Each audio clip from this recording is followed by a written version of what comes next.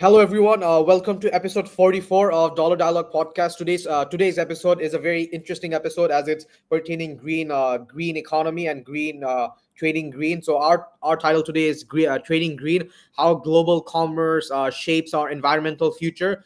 With Mr. Abyad Zaman. So this is a very interesting topic as this delves into the transformative realm of sustainable trade, where global commerce intersects with environmental stewardship. And as the international community grapples with escalating environmental challenges, the spotlight turns to the role of global trade in both contributing to and combating ecological degradation. So, with that being said, for our guest speaker today, we have Mr. Abyad Zaman. Mr. Abyad Zaman is a grade 10 student at the American International School of Dhaka, and he is currently the president of the Sustainability Council at our school. And he also has led multiple initiatives such as collecting waste management data in his free time as well. And he's currently working on a research paper as well pertaining sustainability and solar energy. And other than that, he's also a very academically gifted student, as he has achieved the highest honor award in our school. And he also and Abyad is also very interested in finance and economics, as he is also a member of the finance club. So Abyad is clearly very gifted, and he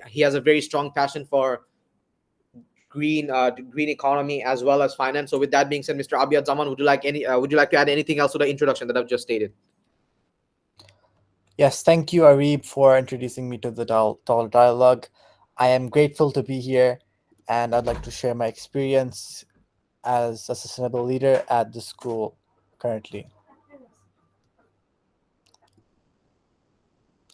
Thank you, Mr. Abyad Zaman, for the introduction that you just stated. So moving on, first segment, I would like to unpack the environmental impact. So in this segment, we'll dive deep into the quantitative and qualitative impacts of international trade on our environment. Global trade is a powerful engine of world economy, and it inherently involves extensive logistical networks that contribute significantly to the environmental degradation if not managed sustainably. And emissions from global logistics include transportation goods across international borders, which are responsible for a significant portion of global carbon emissions. And the International Transport Forum estimates that freight transport accounts for around 7% of all global emissions, with this figure projected to grow by up to 50% by 2050 due to increased global trade volumes. Not only that, there's also ocean shipping, which moves over 80% global trade by volume and emits approximately 1 billion metric ton of CO2 each year, representing about 3% global emission. And this sector faces global pressure to reduce its carbon footprint through cleaner fuel sources and more efficient vessel designs. Other than that, there's also resource extraction and its consequences. The extraction of natural resources for export, such as mining for metals and minerals, significantly impact the environment. The mining sector not only consumes about 10% of global energy, but it also is a major contributor to water pollution and deforestation. For instance, bauxite mining, which is crucial for aluminum production, has led to severe land degradation and loss of biodiversity in regions like West Africa. And according to World Bank, a report that I was reading, it said that poorly managed mining operations can result in soil erosion, contaminated water supplies, and displaced communities, exacerbating the ecological footprint of trade-related activities. And its impact on biodiversity is also very impactful, because the global trade also facilitates the spread of non-native species, disrupting local economy. And the International Union for Conservation of Nature, which is also known as the ICUN, highlights that invasive species, often transported through shipping containers and ballast water, pose one of the greatest threats to native wildlife, comparable to habitat destruction. And statistics from the United States show that invasive species cause environmental damages and losses totaling $120 billion annually, underlining the hidden cost of unregulated trade practices. And as for agricultural exports and land use, in the trading green commerce topic that we have today, I would also like to talk about the global demand for agricultural products, which has led to expansive land use charges, notably deforestation. In Brazil, for instance, the export-driven soybean industry is one of the leading causes of deforestation in the Amazon rainforest, and this not only contributes to CO2 emissions but also reduces biodiversity and disrupts water cycles. And it is estimated that the Amazon has lost over 760,000 kilometers of forest, an area twice the size of Germany, primarily due to cattle ranching and agriculture, much of it driven by international trade demands. And in conclusion, while global trade is indispensable for economic development, it carries sustainable environmental costs, substantial environmental costs that require urgent attention and action. So, with that being said, and with segment one, in which we talked about the environmental impact from global logistical impacts, its impact on resource extraction and consequences, its impact on biodiversity, agricultural land use. How do you guys think governments and economies around the world should adapt to it, as economies should grow, but not at the cost of the environment? I see that Mr. Shazib's Kareem's hand is raised. So Shazib, could you please elaborate and provide your insights, as you're very passionate about this topic as well? Yeah. I think the main thing is, it's very tricky, as you had mentioned, but that like development without like any environmental damage, it's very tricky. But the main thing would be, I think, like investing in green technology, and like especially in the African nations. Like I was reading this article where like UN aims to fund green technology in African nations, and I think this would benefit them majorly. And also like them investing in renewable energy as well would be very, very beneficial, because let's face it, global trade is like the circulatory system of the modern economy. It moves goods, money, and opportunities across borders, but it also moves carbon. Cargo ships alone emit over 1 billion tons of CO2 every year, nearly the same as Germany's entire annual emissions. And then there's air freight, deforestation for agriculture exports, and industrial waste from manufacturing hubs. Yet, the solution isn't as simple as shutting it all down, because trade lifts economies, and it connects developing nations to markets, reduces poverty, and spreads technology, including green technology as well. So the real question isn't whether we trade, but how we trade. And but here's the good news that the world is waking up, because as I had mentioned before, like there are also like other good examples that are happening in the world right now. Because, for example, the European Green Deal is setting carbon border taxes. So if a country exports dirty steel to Europe, they'll pay a carbon price, and this forces cleaner production, not just locally but globally. And Singapore's Green Port program gives financial incentives to ships that reduce their emissions with cleaner fuel or energy saving designs. And in Costa Rica, sustainable agricultural exports, from fair trade bananas to carbon neutral coffee, have become a national brand. And that's green trade done right. And also, another thing is like maybe like implementing economic policies, because as Ari, me and Ari were juniors, both taking economics at a higher level. So we both learned about this. Maybe like governments can subsidize renewable energies, and or even like implement taxes, maybe like Piguvian taxes, or taxes on any of the um, environmentally harmful substances. But governments aren't the only player. Like the consumer also matters a lot, because a growing number of us want sustainable products, whether it's ethically sourced cocoa or fashion that doesn't wreck the Amazon. And guess what? Corporations are listening. Amazon pledged to be carbon neutral by 2040, and Maersk, one of the world's largest shipping firms, is investing in green methanol ships. And brands now brag about carbon labels the way they once bragged about low prices. And sustainability has gone from being a niche concern to a business model. And of course, we can't talk about green trade without talking about greenwashing, the dark side of corporate sustainability. And you've seen it. Companies slapping a green leaf on their packaging and calling it a day, or worse, carbon offsets being used like a get out of jail free card. Like, true sustainable trade requires transparency, standards, and accountability. That's why global governance like the World Trade Organization and UN's Sustainable Development Goals is critical, because without the rules, it's just marketing. So you may ask, like, where do we go from here? Experts say that the future of trade will hinge on three things: green infrastructure, like, for example, cleaner ports, electric trucks, and digital customs. And the second fact is circular economy, like products designed for reuse, not landfill. And third, lastly, is like trade deals with teeth, agreements that require environmental protections, not just suggest them. And maybe one day countries will compete not just on prices, but on planetary impact. And here's the big idea: trade built the modern world, and now it has to help save it. Global commerce doesn't have to be the villain in the climate story, it can be the hero. But that means choosing green policies, holding companies accountable, and making informed choices as consumers. Because when we trade green, we trade for a future that lasts. Yeah, thank you for listening to me. Well, yes, Abyad, you definitely can go ahead and add on.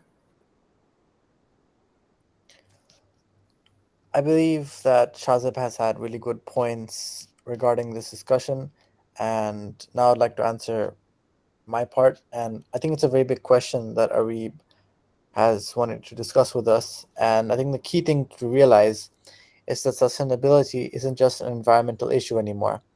It's an economic issue, a social issue, and honestly, a survival issue. Governments and economies can't keep treating sustainability as a side project or something nice to have. It needs to be embedded into how decisions are made at every level, especially when it comes to things like trade, infrastructure, and investment. Right now, most economies are still designed around short term gains. It's all about GDP growth, production, and profit. But those systems don't account for the environmental costs or social damage. For example, a company that pollutes a river might show a profit on paper, but the real cost is paid by communities downstream in the form of health issues or lost biodiversity. And those costs don't show up in economic reports, which is a huge flaw in the system. So, one of the biggest adjustments governments need to make is redefining what growth and success actually mean. That might look like adopting measures beyond GDP, things like the Social Progress Index, or indicators that track environmental health, well being, or inequality. Because if you're just measuring how much a country is producing or consuming without thinking about what's destroyed in the process, then you're not really seeing the full picture. Another key step is policy and regulation. Governments need to stop subsidizing unsustainable industries like fossil fuels, industrial farming, or fast fashion, and instead invest in green innovation. That doesn't mean shutting down economies or limiting development. It just means redirecting energy, funding, and support towards a smarter, cleaner, and more future proof industries. And trade plays a big role here too. Governments can and should use trade agreements to encourage sustainability. For example, by giving tariff breaks to eco certified products or enforcing labor and environmental standards across borders. That's one way to create a level playing field where companies that actually care about sustainability don't get pushed out by cheaper, more polluting competitors. Then there's the financial system. Banks, investors, and international institutions need to start treating environmental risks like real economic risks. If rising sea levels are going to wipe out infrastructure in coastal cities, or if pollution is going to drive up healthcare costs, those are financial problems. And if we ignore them, we're just delaying the inevitable collapse of systems that we depend on. From a government point of view, it's also important to make the transition fair. Not everyone can afford to go green at the same pace, especially in developing countries like Bangladesh. So wealthier nations should support the transition, whether that's through climate finance, technology sharing, or just giving space for local economies to grow sustainably in ways that work for them. And finally, there's the people side of it. Education, awareness, and youth involvement are huge because none of these policies will work if citizens aren't engaged. We need leaders who think long term, but we also need people, especially young people, who are willing to hold those leaders accountable, push for change, and build solutions ourselves. I think governments and economies need to stop thinking of sustainability as something that's slowing us down, and instead see it as a way to make your systems fairer, smarter, and more resilient. Because the way we're doing things now, it's not just bad for the environment, it's bad for the economics too. Right now, we're in this weird in between phase globally. Like the world has finally woken up to the fact that we can't keep running our economies the same way forever. You've got countries, companies, and even individuals making commitments to go green. But there's a big difference between saying it and actually doing it.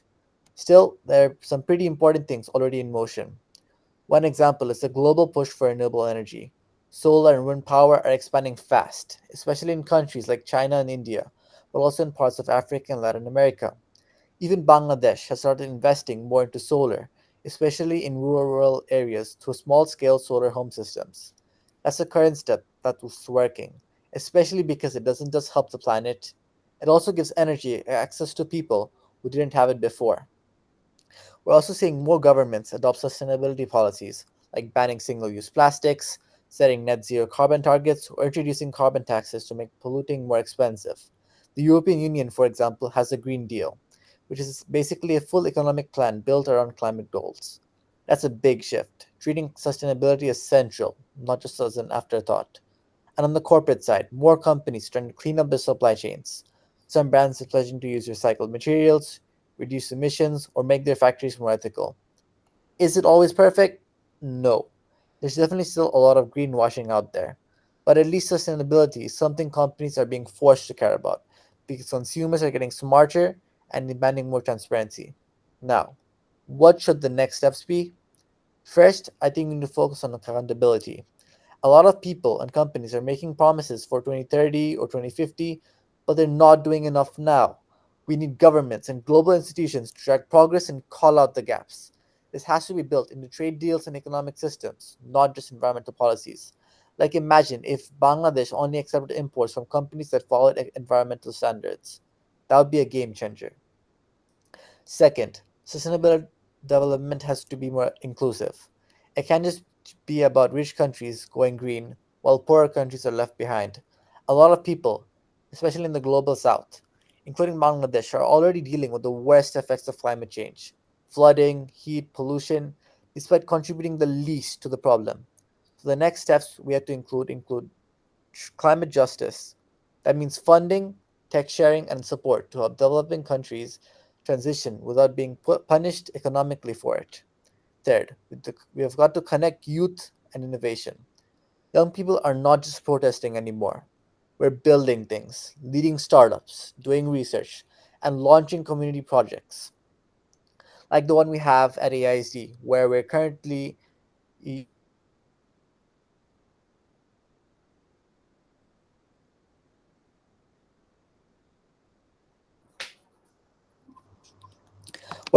trying to include an aeration project into the Baridara Lake Park, which is going to increase the oxygen and help biodiversity grow.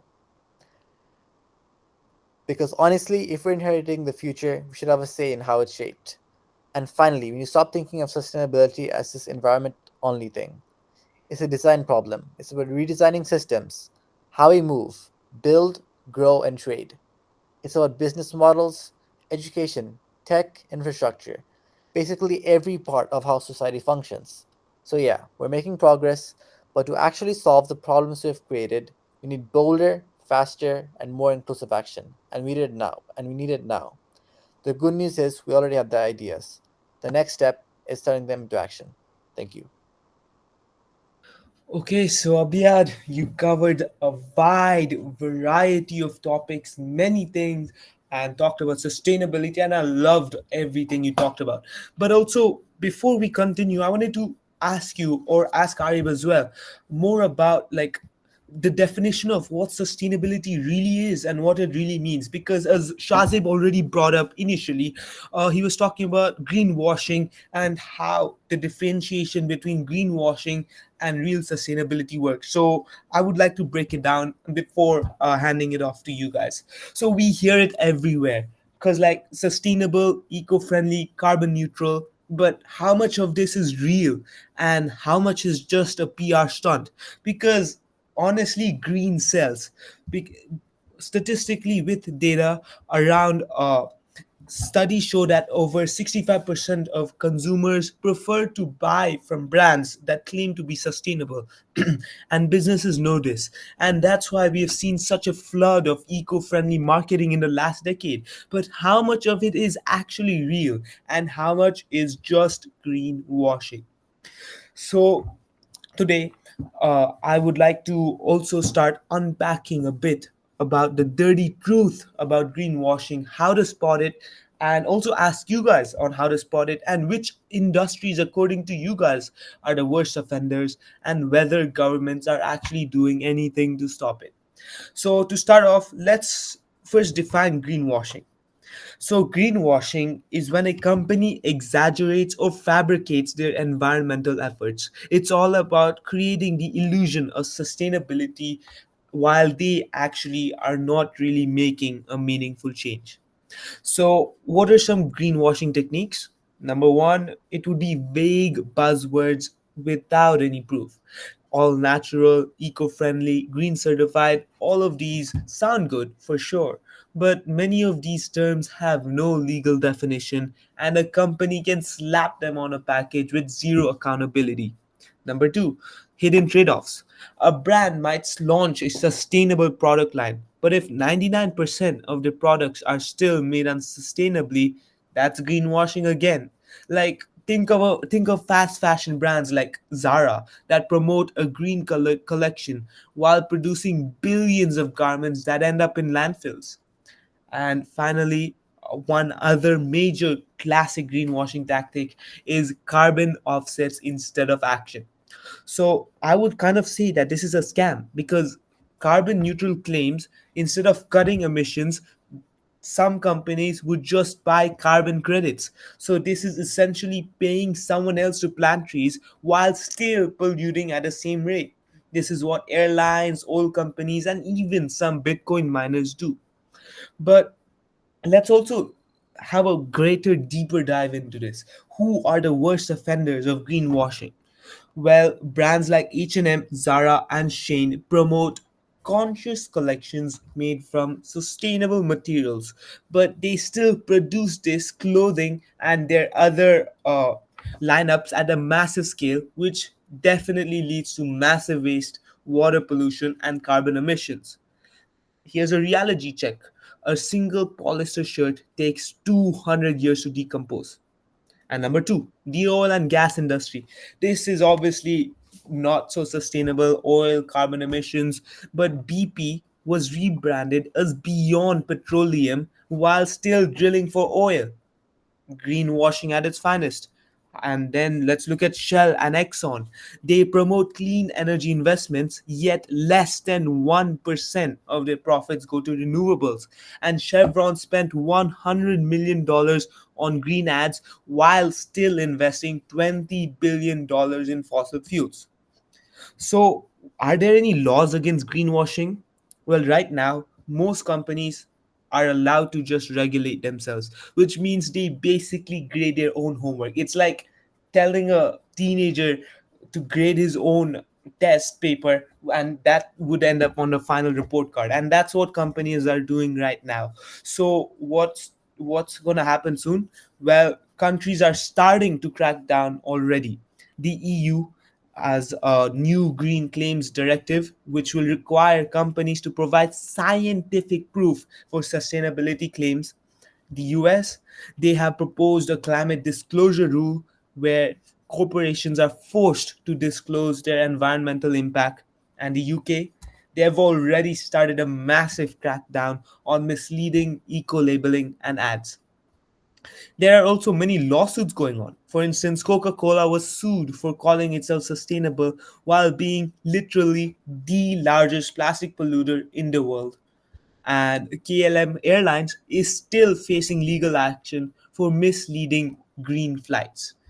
So I wanted to ask, here's a big question.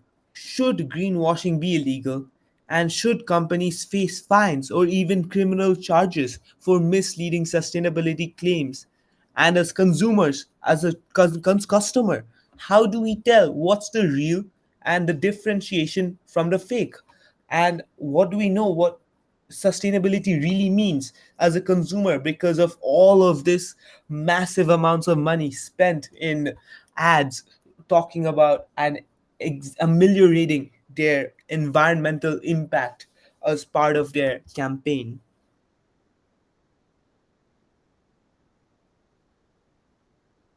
That's a very good question, Supri, that you have asked. Yes, clearly, companies are like utilizing advertising loopholes to promote themselves as economically sustainable, and this is clearly something that economies around the world, particularly the developed economies, need to work on. The EU currently has a bit of a more strict regulation pertaining advertising and false advertising in the sense.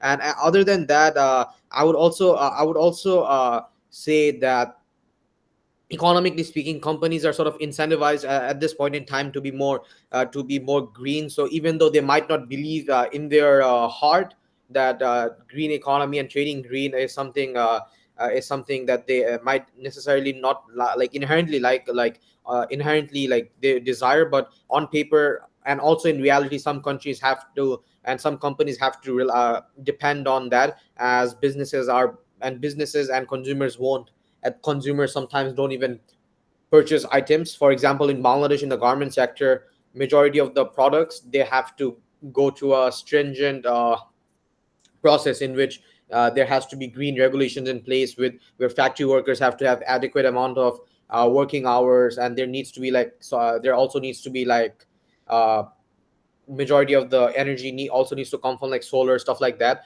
And this is something that Western economies, particularly Germany and the US, they have put pressure on Bangladesh, and this is something that Bangladesh has been doing. And other than that, I would also like to give an economic standpoint on this. So the reason that majority of the countries, especially developing countries around the world, they are particularly not fond of trading green is because of the economic cost of it. Because trading green often comes with a cost. And for example, Bangladesh, let's say none of the green policy were put in place, and the average shirt, let's say we can export it at 100, let's say we can export it at like what, let's say $50. How $50 for like one bulk of shirt. However, and we have to understand that we are also competing with other countries like China, Vietnam, Germany, Turkey, all of these other countries. And China has clearly more resources than us. They're more efficient economically speaking. Their average labor productivity is more. So obviously, China is going to outcompete us, which is why if we put even more green economic policies, the shirt that we are like selling at like $50 a bulk, it's now gonna go up to like 60 or 70. So we're losing our competitive advantage here, which is why many of the developing countries around the world at this point in time are a bit more reluctant to incorporate economic green economic policies. However, with that being said, I would also like to talk about some of the policy framework for sustainable trade. So in recent decades, the traditional approach to trade policy, which primarily focused on tariff reduction and market access, has undergone a significant transformation. And a growing recognition of trade's impact on global environmental sustainability has prompted the integration of environmental clauses in free trade agreements, which are also known as the FTAs. For instance, the Trade and Sustainable Development, the TSD character in the European Union FTAs encompass a broad range of environmental issues, including sustainable management of forests, fisheries, and adherence to multilateral environmental agreements. So, as of 2021, over 20% of all active FTAs globally contain provision that explicitly address environmental issues, compared to just 8% in the early 2000s. And this was, I believe, from the World Trade Center that I read. And the Comprehensive Journal of Economic and Trade Agreement, which is CETA, between Canada and the European Union, has been a front runner, setting environmental standards that ensure practices such as sustainable forest management and responsible mineral extraction. And the EU has been particularly proactive around the world, and with their FTAs requiring not only compliance with domestic environmental laws but also adherence to the international environmental conventions. The EU-Vietnam FTA, for example, includes a commitment from Vietnam to implement the Paris Climate Agreement, which sort of demonstrates a direct link between trade policy and global environmental commitments. And the United States-Mexico-Canada Agreement, which is the USMCA, represents a significant advancement in environmental commitments within North American trade policy. It includes groundbreaking provisions aimed at conserving marine species, combating illegal wildlife trade, and enforcing stricter penalties for environmental violations. And while the inclusion of environmental clauses in trade agreement is a positive development, the effectiveness of these provisions often depend on rigorous implementation and enforcement mechanisms. Enforcement remains a challenge, because you can say whatever you want in paper, but enforcing it in real life is a very difficult thing to do, particularly in countries with weak institutional capacities. So, a 2019 report by the United Nations Conference on Trade and Development, the UNCTAD, highlighted that while enforcement of environmental provision has gradually improved, consistent monitoring and dispute resolution mechanism remains underdeveloped in many trade agreements, which sort of affects their real world impact. And integrating sustainability into trade agreements can also have a profound economic implication. By fostering environmentally sustainable practices, countries can enhance their competitiveness in global market that increase value sustainability. Furthermore, such policies can spur innovation in green technologies and services, potentially offering new markets and creating jobs in emerging sectors. For example, according to the International Review Renewable Energy Agency, which is the IRENA, the renewable energy sector alone could employ more than 40 million people by 2050, which sort of underpins the economic benefits of aligning trade policies with environmental sustainability. So clearly, in my opinion, policy frameworks or sustainable trade are put in place specifically by the European Union. They're clearly doing a very good job at this point in time, because compared to other Western nations, for example, US, Canada, EU is clearly at the front runner, and they actually have put policies in place which are sort of somewhat working. But however, I wanted to hear your guys' insights regarding the political frameworks pertaining environmental sustainability. Mr. Abyad Zaman, Mr. Supir Nagala, or Mr. Shazib Karim.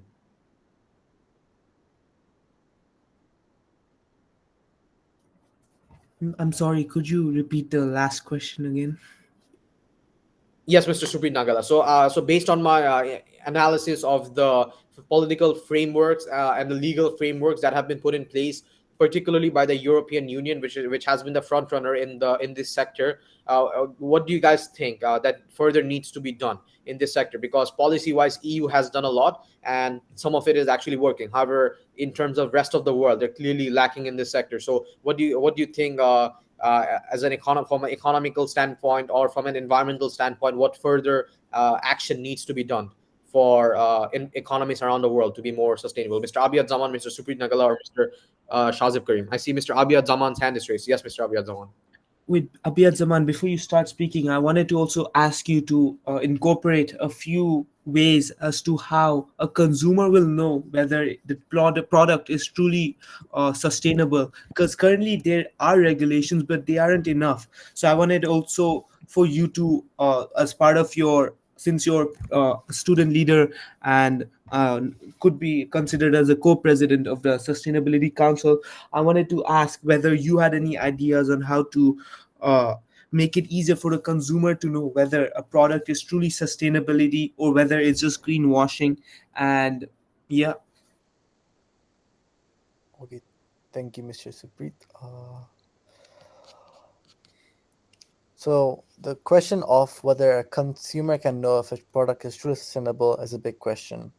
Sustainability in the marketplace is a growing trend, but with so many companies jumping on the green bandwagon, it's getting harder for consumers to know whether a product is genuinely sustainable or just another case of greenwashing. As consumers, we want to make informed choices, but also need the tools to verify the authenticity of the sustainability claims that companies make. So, how can you, as a consumer, tell whether a product is truly sustainable? Let's dive into some tools that can help us make better purchasing decisions, which I have made as from my experience as a co-founder of the Sustainability Council. I have had some insights and thought out some ideas. One of the easiest ways to know if a product is sustainable is by checking for third-party certifications, not just what the company says. These are issued by independent organizations that have strict standards in place. Some of them include fair trade, whether it was made under fair labor conditions and the workers received a fair wage, B Corp certification. Certif- Companies with this certification meet high standards of social and environmental performance, accountability and transparency, Energy Star, and many more. Looking for these logos on packaging or websites is very crucial in order for sustainable consuming. A certified product has gone through rigorous checks to ensure it meets environmental or social sustainability standards. If a brand claims to be sustainable but doesn't provide proof of certification or third party validation, proceed with caution. Investigate the brand's transparency. Is the brand truly transparent?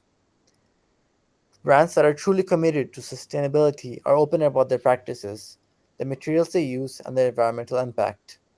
A sustainable brand should be able to provide clear information about where their products are made. Is the production local, or does it involve long distance shipping that contributes to carbon emissions? What materials are used? Are they recyclable, biodegradable, or sourced from sustainable farms or forests? Are the chemicals in the product harmful to the environment? Their carbon footprint? Are they actively working to reduce emissions, offset their carbon, or invest in clean energy sources? Waste management. Are they committed to zero waste? Do they use recyclable or compostable packaging? Or do they create a lot of unnecessary plastic waste?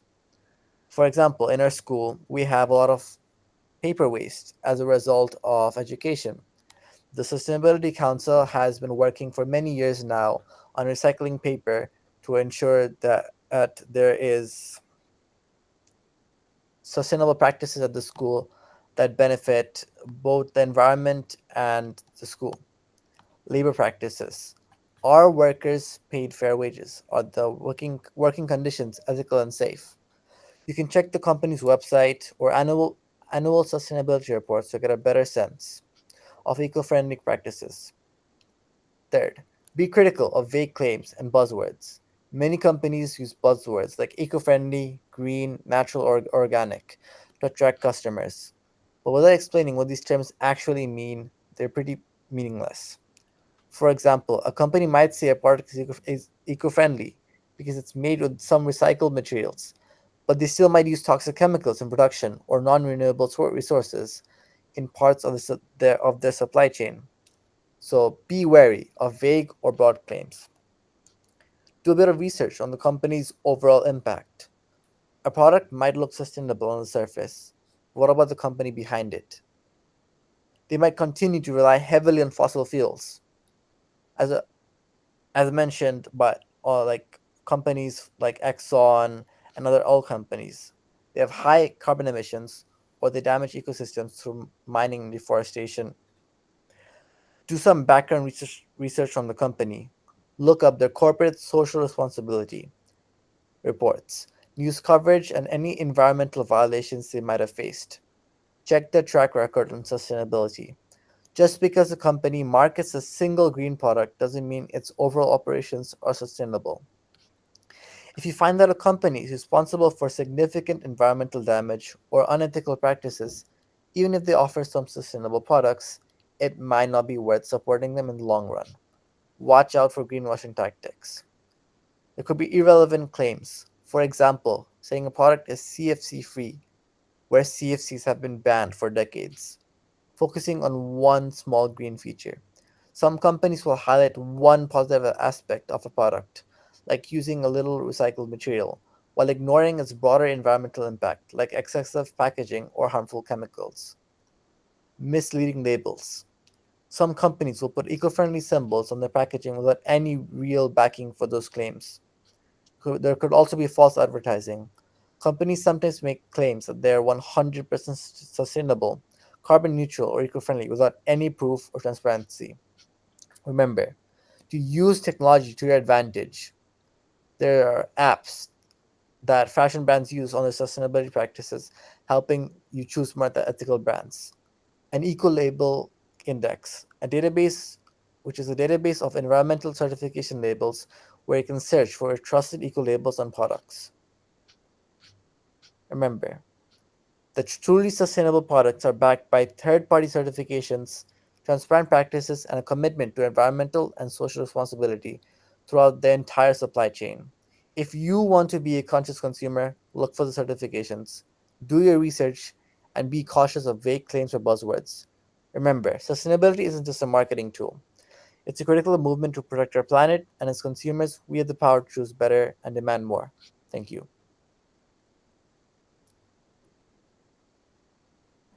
Thank you, Mr. Abyad Zaman and Mr. Supreet Nagala, for that insightful information. Our another co-host, Mr. Shazib Karim, is unfortunately facing internet difficulties, which is why he hasn't contributed to the discussion. But we hope his internet will soon he will out he'll overcome his internet difficulties. So moving on, I like the fact that Abyad talked about the call to action for the consumers, as well as how consumers can be aware of false advertising. And other than that, I would also like to talk about the corporate initiatives for sustainability in trade. So, modern corporations are adopting a variety of strategies to reduce their environmental footprint and enhance their sustainability. And these strategies include investing in renewable energy, optimizing supply chain logistics, and adapting circular economy principles to maximize waste. And to provide some statistical insights, research indicates that a company with robust sustainability practices see an average increase of 4.8% in their stock performances, which is according to McKinsey and Company. Additionally, a 2021 survey by IBM found that 62% of consumers are willing to change their purchasing habits to reduce environmental impact, underscoring the economic initiatives for companies to sort of adopt sustainable practices. Not only that, there has been innovative practices as well. Many corporations are shifting towards renewable energy sources to produce to power their operations. For example, Google achieved 100% renewable energy for all its operation in 2017, which is a significant step towards its commitment to carbon neutrality. And companies like Unilever have committed to sourcing 100% of their agricultural raw materials sustainably by 2030, reducing their environmental impact and ensuring longevity of their supply chains. And firms like Adidas have also pioneered the use of recycled materials in their products. The company aims to replace all virgin polyester with recycled polyester in their products by 2024, demonstrating a shift towards circular economic models. And from talking just about the economic impact, adopting sustainable practices often leads to economic benefits through operational efficiencies, improved brand image, and access to new markets. Furthermore, companies engaging in sustainable practices tend to attract investment at a higher rate, with global sustainable investment now topping $30 trillion, up by 68% since 2014 and growing. And in terms of cost saving, improved energy efficiency and waste reduction strategies can significantly reduce operational costs. For example, Walmart reported annual savings of $1 billion from its waste reduction efforts alone. And additionally, in terms of revenue growth, a commitment to sustainability can open up new markets, particularly in regions with stringent environmental regulations or a strong consumer preference for eco-friendly products. And obviously there's going to be challenges and implementations that are going to come along the way. For example, despite the advantages, transitioning to sustainable economic practices poses challenge, including high initial costs, the complexity of altering established supply chains, and the need for technological innovations. And corporations must often invest heavily upfront in new technologies and processes, which can impact the short-term financial performances, but are also beneficial in the long term. And additionally, the integration of sustainability in the corporate strategy requires comprehensive change management and often a cultural shift within the organization. So clearly, we can see that corporate sustainability is not just an ethical necessity, but also an economic imperative. And companies must be proactively integrating environmental consideration into their operations, which are better positioned for long-term success and resilience. So, with that being said, for add a question for everyone, or you can add your own insights as well. For developing countries like Bangladesh or other developing countries around the world, what do corporations in these countries need to do, as consumers might not necessarily care about the environment as much as they do in Western countries? Mr. Suprit Nagala, Mr. Abyad Zaman, or Mr. Shazib Karim, or you can add your own insights as well. Okay, so Ari, what a wonderful question. It's such a insightful question. Okay, so what can Bangladesh do? Okay, first of all, Bangladesh, they have the opportunity of solar power and wind energy. This is because Bangladesh, especially in rural areas, they they have an they are it's like there's abundant sunlight, and it's an ideal candidate for solar power development. So what how exactly do we use this sunlight? Well, the government could invest in solar panel installations, or send or put out incentives where uh, houses with solar energy could possibly reduce cheaper or receive cheaper electricity prices after their own solar generated electricity runs out. And possibly they could also market solar panels better, and possibly even try to start their own solar panel units where they can mass produce solar panels at a very cheap price, since this would also help supply rural regions where the national grid could possibly be unreliable. But your question of uh, whether the consumer really cares, and whether Bangladesh can afford to incorporate sustainability practices, because it's very true that if they incorporate sustainability practices, the cost of the product will become very high, and this would make them very less competitive in comparison to other producers like China or Vietnam. Since Bangladesh is a garment, since the Bangladesh's economy is based on garments, it's very true that the biggest barrier would be the initial cost of sustainability. And though the upfront investment is very high, it would also be very important for companies to consider the long term savings, because although solar panels, high upfront investment, high products for a bit, in the long term, Bangladesh could possibly start producing garments per se, for instance, at a much cheaper price than ever before. And this should be a very good incentive for corporations, both domestic and international. And when it also comes to agriculture, there's also sustainable agriculture through things like organic farming or rainwater harvesting. And though they come with their own costs, farmers should invest in organic fertilizers, seeds, and new techniques.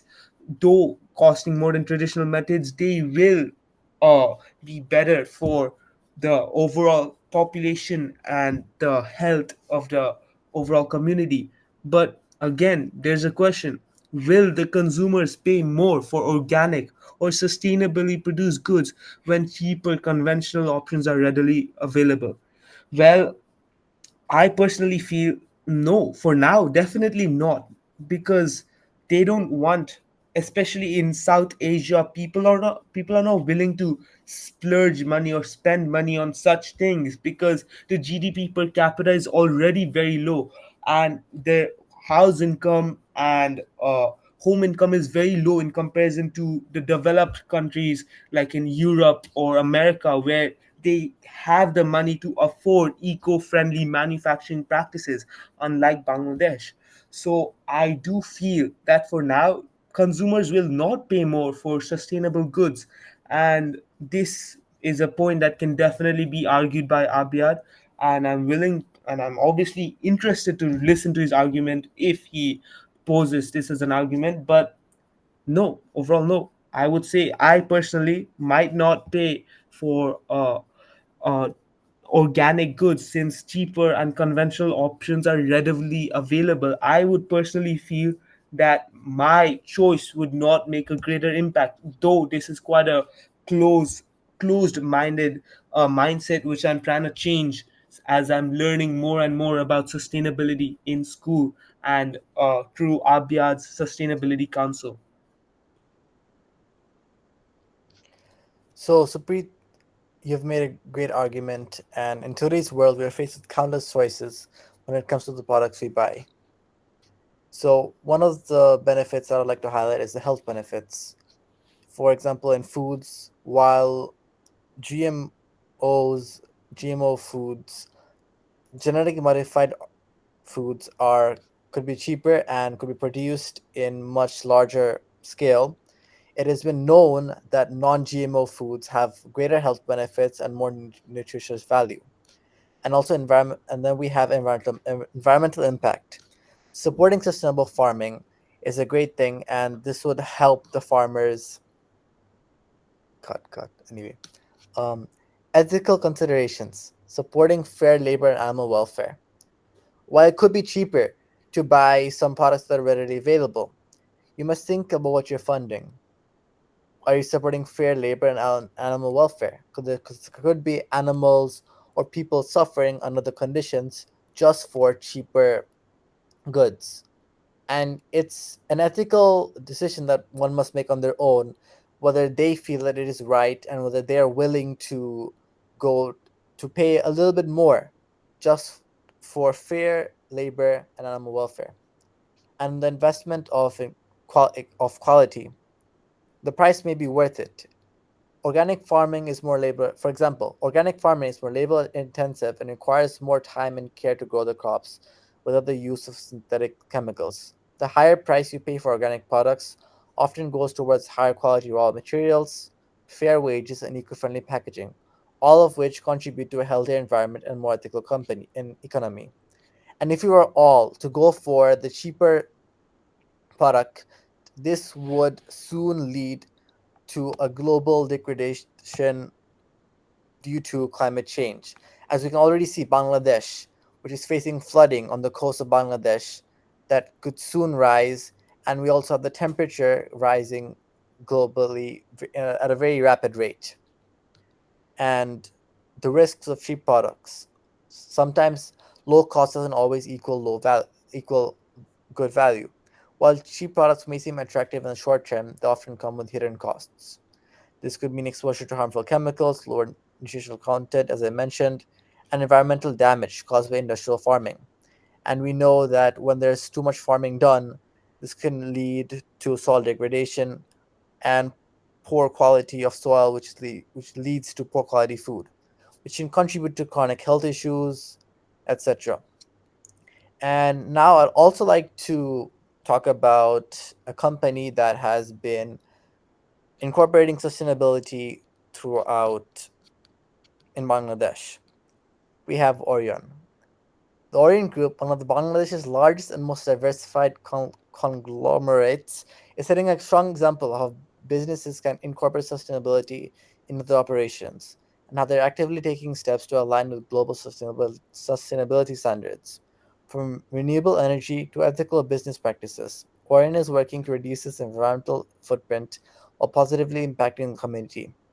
I do not think that it is a perfect company. However, I would like just to mention some of the great things that it has done in taking steps towards sustainability. Currently, Orion has been proactive in adopting renewable energy as a part of their operations. A key example of this is their investment in solar energy. Orion has installed solar panels on the rooftops of their factories. This initiative not only helps them reduce their reliance on fossil fuels, but also lowers their carbon emissions, helping mitigate the environmental impact of their manufacturing processes. Waste management and recycling. In addition to renewable energy, Orion has also invested in waste management systems that prioritize recycling and reducing waste generation. Waste disposal and recycling are major concerns for industries in Bangladesh, especially in sectors like textile manufacturing and food production. Orion has adopted more responsible waste management practices, including investing in technologies that enable the recycling of plastic and other materials used in production.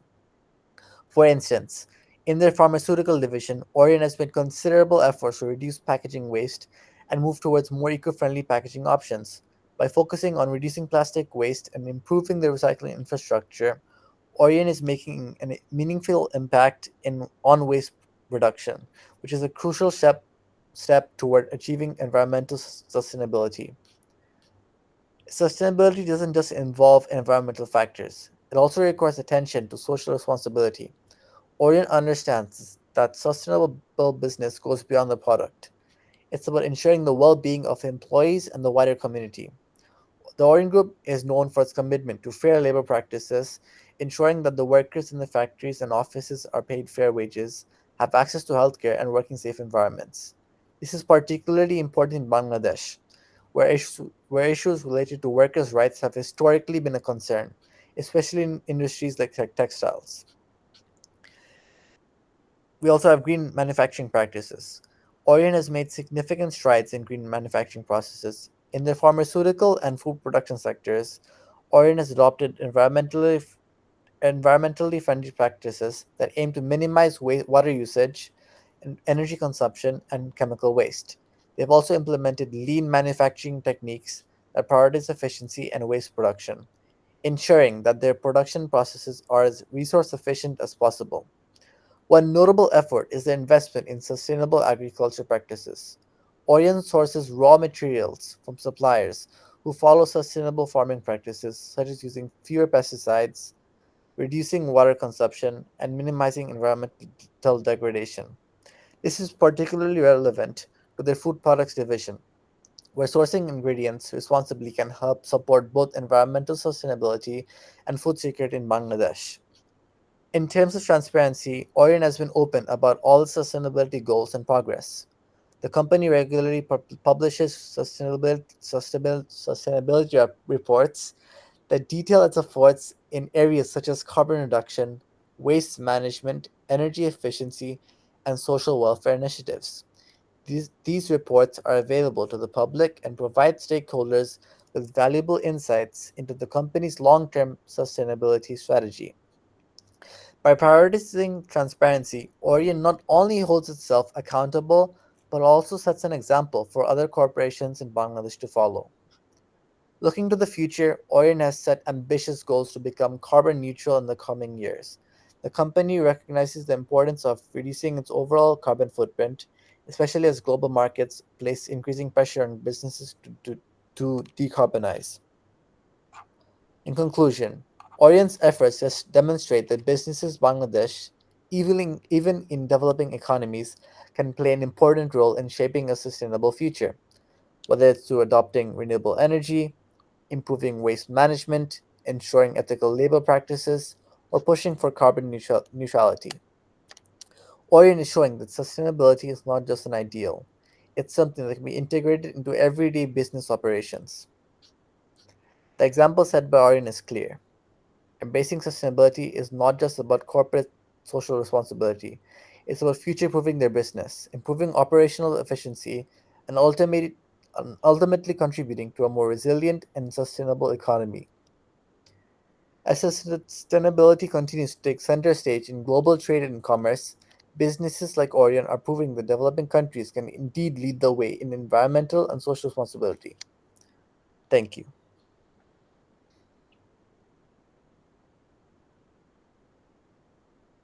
Thank you, Mr. Abyad Zaman and Mr. Supit Nagala, for your very detailed and insightful analysis, as well as mentioning domestic companies in Bangladesh which are practicing environmental policies. So, with that being said, I would like to talk about the role of consumers in promoting sustainable trade practices.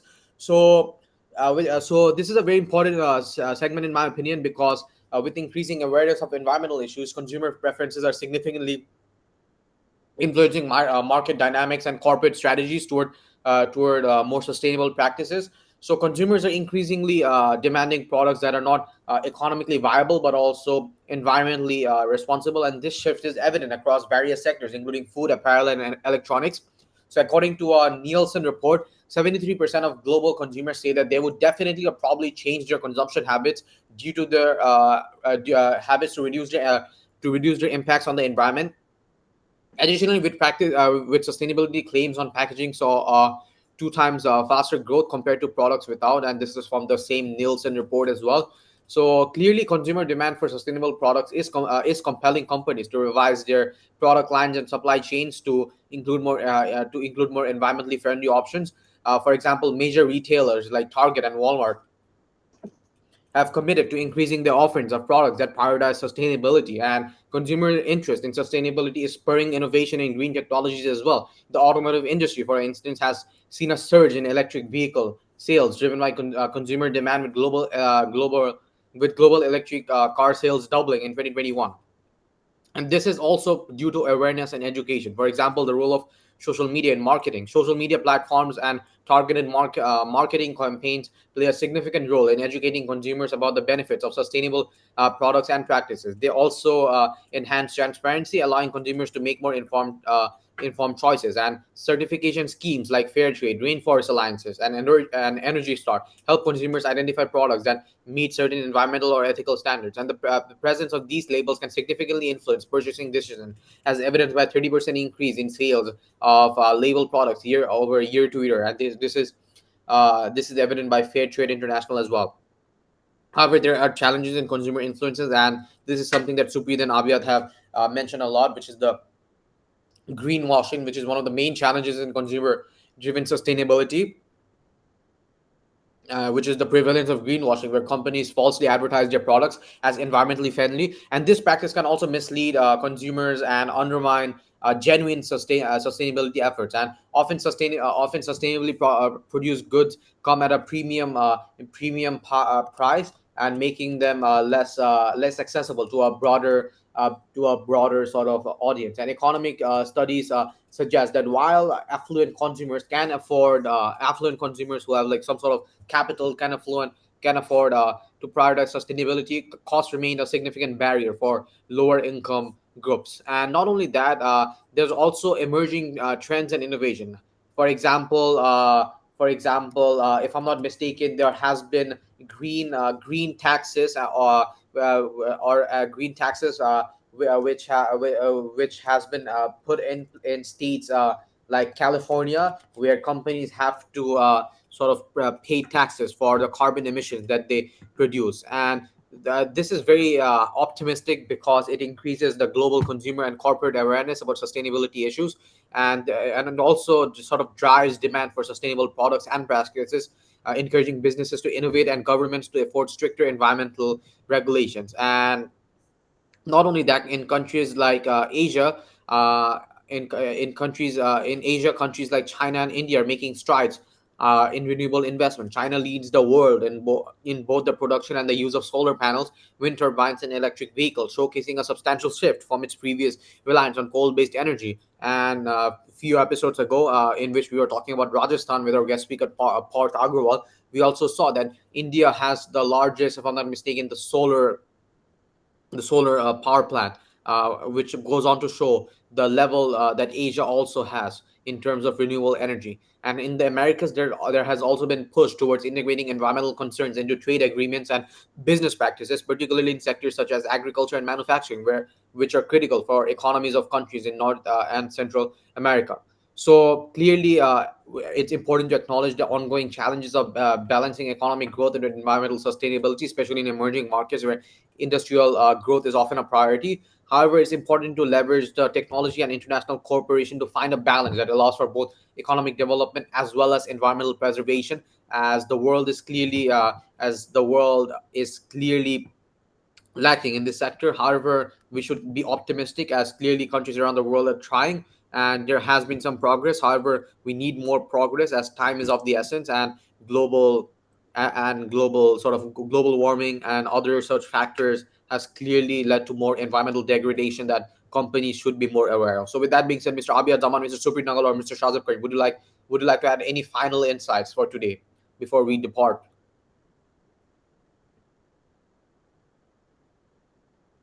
Yes, Mr. Abyad Zaman. My final thoughts.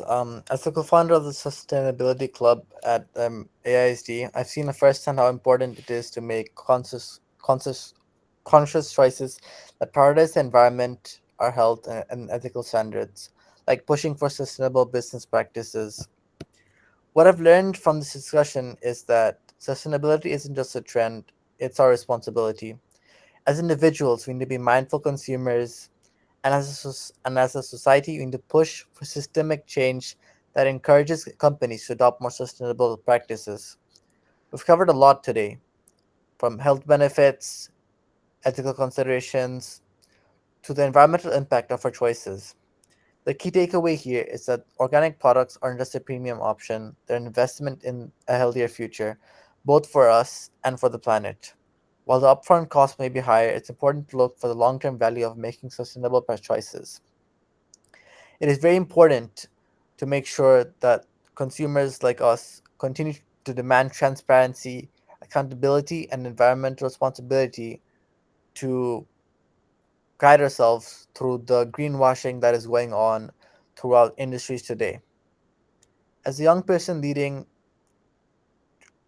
the Sustainability Council in my school, I believe that we can inspire real change if we all work together, make informed decisions, and hold corporations and governments accountable for the future we want to build.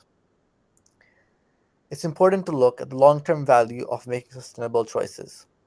Ultimately, it's not about how cheap something is or how readily available, but also about how responsible we can be with the choices we make that change the entire industries and affect our world in a, in terms of climate change and other global issues caused by renew caused by such practices.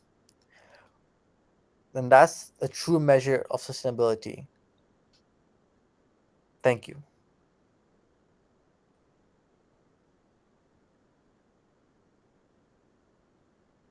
Thank you, Mr. Abyad Zaman, for that very insightful response. So, as we wrap up the podcast for today, uh, clearly for this podcast, it was a very inspirational one. Hearing Abyad speak, as he's the president of the sustainability club in our school, and they have done very applaudable initiatives that has clearly been acknowledged by everyone. So, trading green: how global commerce shapes our environmental future is was a very exciting video title personally for me, and I think we can all unanimously agree that while there are challenges that are prevalent at this day and age, other companies and other countries around the world should be more cognizant on how they sort of use their operation in a way that is not harmful towards the environment. I like the fast fashion comment as well, and this is something that we also research in our Spanish class as well, where the desert of Atacama in Chile sort of has this mountain of piles of washed up clothes, which just goes on to show why using and reusing and recycling is also very important. So before we depart for our podcast today, Mr. Abyad Zaman, is there any final words that you would like to talk that you would like to say about the Dollar Dialogue podcast before we depart? I am really grateful to be included in this dollar dialogue. I'd like to thank you, Ari Malik and Supri Nagala, for including me. And I've had a great time and learning experience as the co-founder of the Sustainability Council for future ventures that we may explore, and also for just being educated as an individual on how our choices impact our future and how we all can fight against the effects of climate change, global warming, and also include renewable energy to mitigate such effects. Thank you, guys.